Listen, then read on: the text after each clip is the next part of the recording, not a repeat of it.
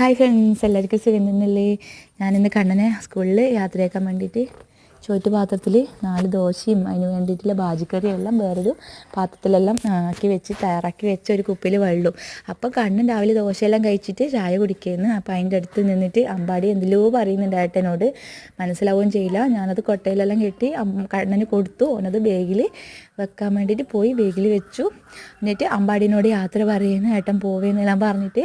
അപ്പോൾ അമ്പാടിക്കാണെങ്കിൽ ഏട്ടൻ പോകുമ്പോൾ ഭയങ്കര സങ്കടമാണ്. അപ്പം ഞങ്ങൾ രണ്ടാളും കണ്ണനെ യാത്ര അയക്കാൻ വേണ്ടിയിട്ട് ഒരു ഉമ്മയെല്ലാം കൊടുത്തു, അമ്പാടിയും കൊടുത്ത് ടാറ്റ ഉമ്മ. അമ്പാടിക്ക് സങ്കടമാണ്, ഏട്ടൻ പോയി കഴിഞ്ഞാൽ പിന്നെ എനിക്ക് ആരും ഇല്ലല്ലോ അമ്പാടിക്ക് കളിക്കാനല്ല, അല്ലെങ്കിൽ ഏട്ടേന്ന് പറഞ്ഞ് 100 കൂട്ടം ബേക്കിലേ നടക്കുന്നതല്ലേ. അപ്പോൾ കണ്ണൻ പോകുമ്പോൾ ഒരു സങ്കടം തന്നെയാണ്. 4:30 ആകുമ്പോൾ വരുമല്ലോ, സ്കൂൾ ബസ് താഴേക്ക് ഉണ്ട്.